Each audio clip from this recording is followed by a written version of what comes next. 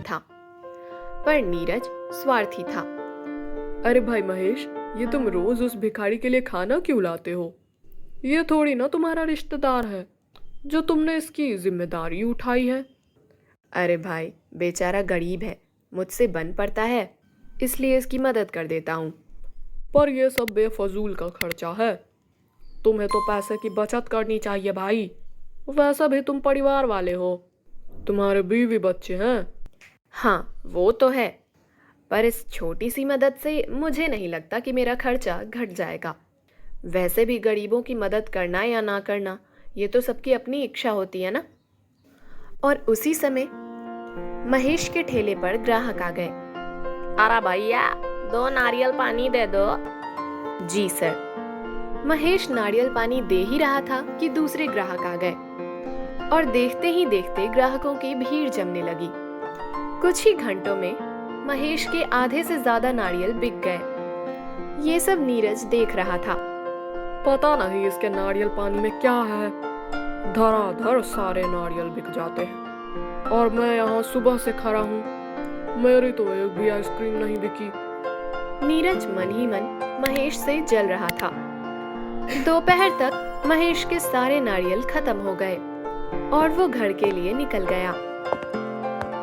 और यहाँ नीरज जल भुनकर खाक हो रहा था। आज मैं इसका कुछ करके ही रहूंगा।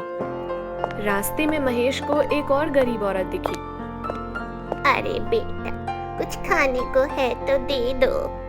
हाँ माँ, है ना। महेश ने बेझिझक अपना डिब्बा उस गरीब औरत को दे दिया। भगवान तुम्हारा भला करे।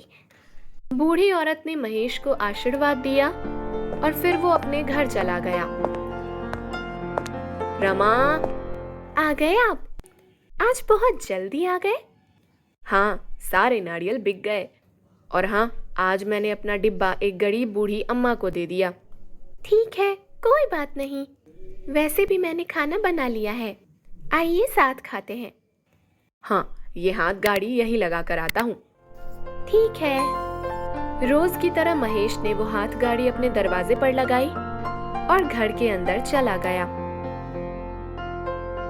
शाम के समय महेश नारियल खरीदने के लिए निकला और उसने नारियल खरीदकर घर के बाहर ही रख दिए।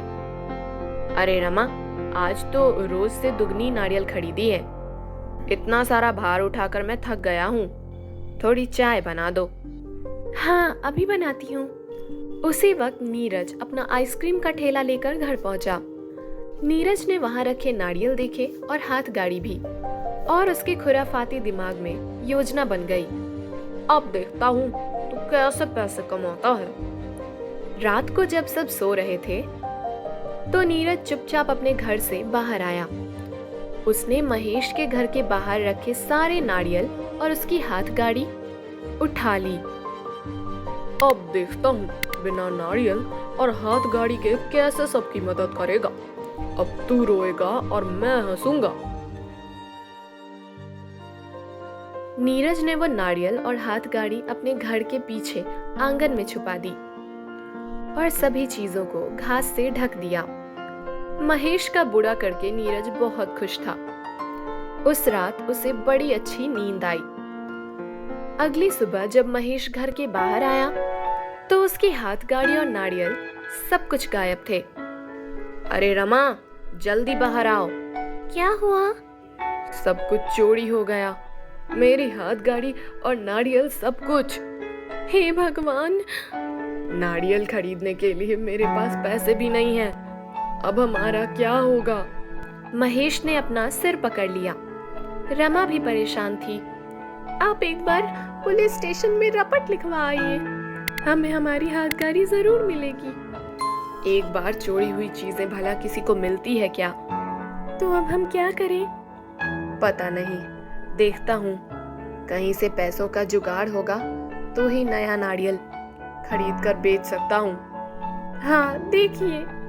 परेशान महेश एक साहूकार के पास गया। मालिक, मेरी हाथ गाड़ी चोरी हो गई है और नारियल भी। मुझे कुछ पैसों की जरूरत थी। पैसे तो मैं तुम्हें दे दूंगा, पर तुम्हारे पास गिरवी रखने के लिए क्या है? फिलहाल तो मेरे पास कुछ नहीं है, पर मैं वादा करता हूँ महीने के महीने आपके पैसे लौटा दूंगा।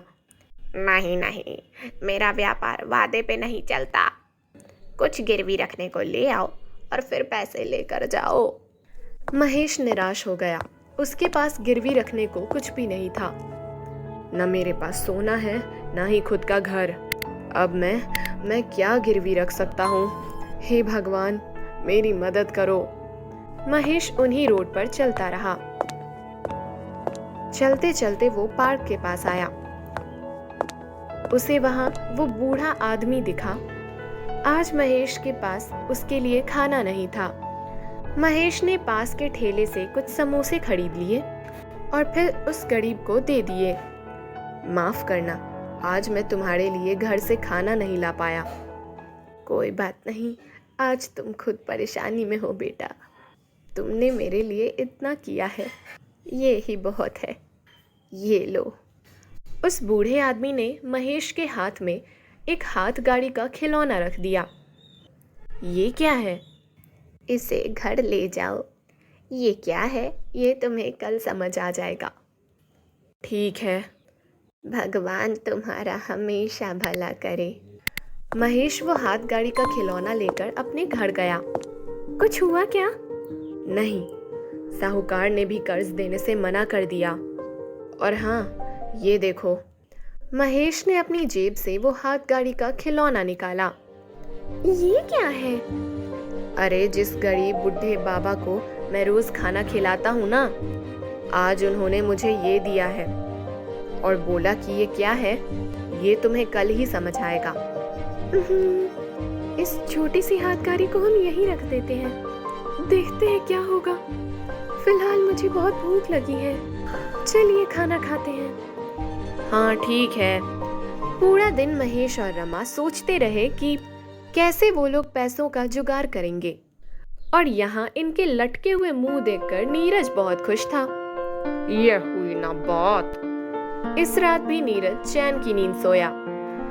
पर अगली सुबह जब वो घर से बाहर निकला तो उसका आइसक्रीम का ठेला एक छोटे खिलौने में बदल चुका था।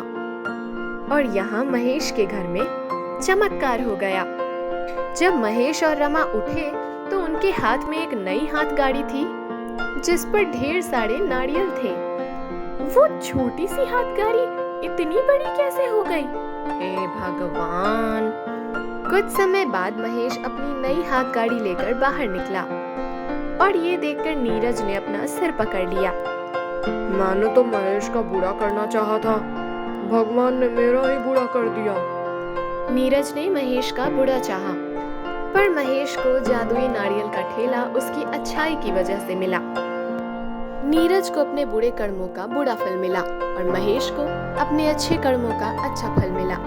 इसीलिए कहते हैं, जैसी करनी वैसी